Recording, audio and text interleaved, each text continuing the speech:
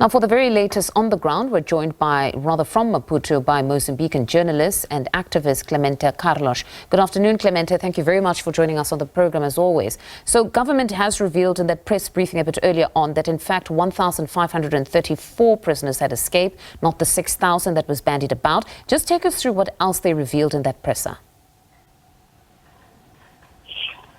Good afternoon, Fondo. I also greet your viewers of the program. It's always a pleasure to be here. And yes, of course, there's a total of 1,500 prisoners who had initially escaped, and only about a tenth of those have been actually recaptured. I'm talking about 150 prisoners who were taken back to custody. And unfortunately, that number does not reflect the exact number of those who had escaped, because unfortunately some people were actually caught, and just because they looked like criminals, they were taken to prison. I mean, some families are reporting that their loved ones were actually found on the road, and they were taken to prison just because they had cut their hair. They had shaved all their hair, and they looked like prisoners, but they were not.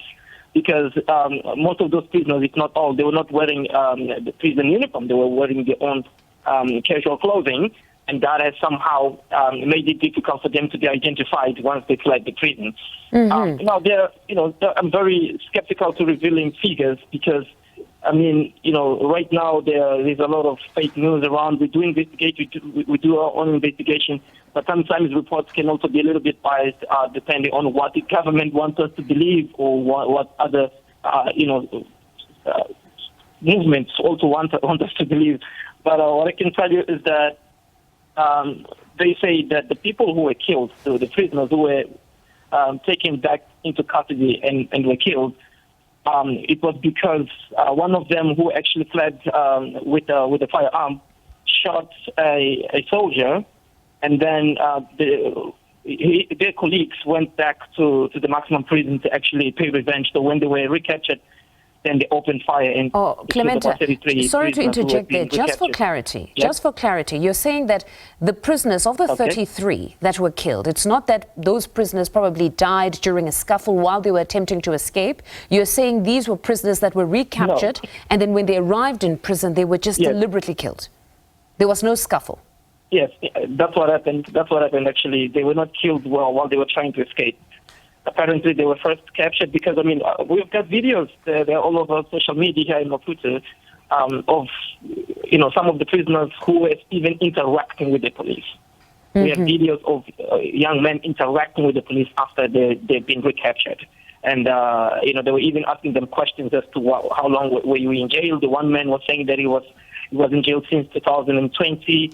And that he was now helping at the prison by doing some work, and that he was even allowed to leave for a few minutes to get some fresh air outside and come back.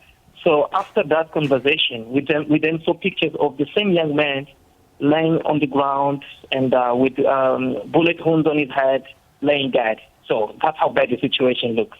So that's honestly quite I can assure you that those prisoners were caught first, and then they were actually killed. And what they're saying now is that it's because one of them killed an army official, and his colleagues then went to the prison to pay revenge. So as I was saying to you, we sometimes are skeptical to revealing these figures because they keep on fluctuating, they keep on changing, depending also on what the government wants us to report, and or other organizations as well on the ground. Clearly the situation is quite volatile at this point. But then to the broader protests on the streets, how has day 3 been on the streets?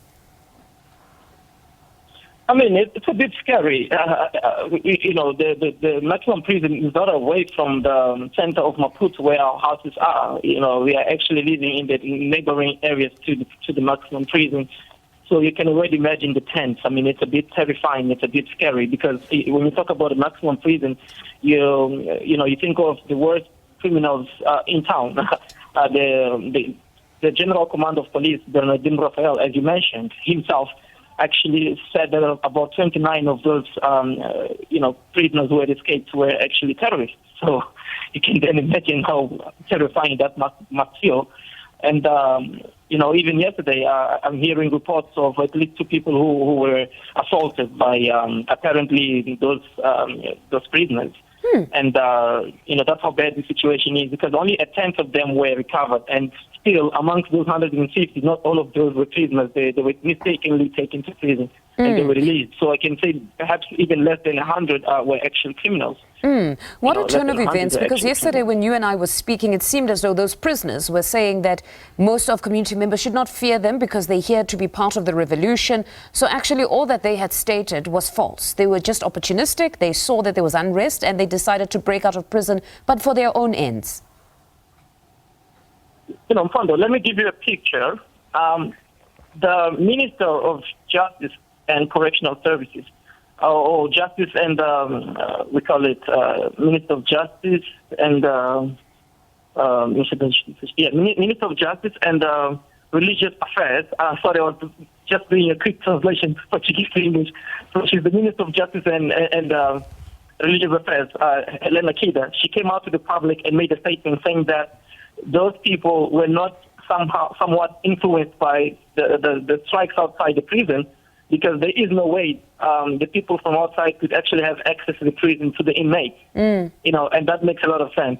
But later on, the commander of police, General Commander Mr. Bernardino Rafael, comes out to the public and contradicts that by saying that those prisoners escaped because they were influenced by the people striking outside and all these movements supporting the Nazi Mondani. So then you can actually see a political, should I say, a tendency of turning the whole situation into politics. Because perhaps they don't want to admit that the correctional services did have its own weaknesses, as I said yesterday. And I think somehow they should have just admitted that perhaps those warders were not well trained. Because as I said yesterday, one of the police, one of the warders who was in duty, he dropped his gun from the sentinel where he was actually guarding the institution. He dropped his gun, and one of the inmates picked it. So with that gun, he was then able to jump to the other side. As I did explain yesterday, there are two correctional services next to each other.